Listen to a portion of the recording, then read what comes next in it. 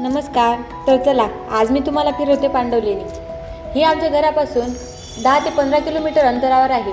आम्ही गेलो होतो रविवारी, म्हणून गर्दी प्रचंड प्रमाणात होती.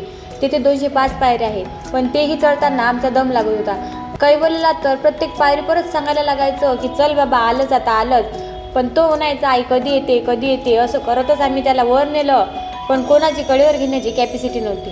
पण काही का असे ना, प्रत्येक पायरीवरचा व्ह्यू एवढा कॅप्चर करण्यासारखा होता ना, की तिथलं नेचर एवढं सुंदर आहे की आमचे तिथे 3 तास कसे गेले हे कळलंच नाही. कैवल्य नुसता म्हणत होता खाली चला खाली चला, पण आमचं काही तिथून निघायचं मन होत नव्हतं. पण त्याला लागली होती भूक. आम्ही तिथे पहिल्यांदा गेलो असल्यामुळे आम्हाला काही एवढं माहीत नव्हतं की एवढ्या पायऱ्या आहे म्हणून. आम्ही सोबत पाण्याची बॉटल पण नव्हती नेली आणि खाण्यापिण्याचं काही सामान पण नव्हतं नेलं.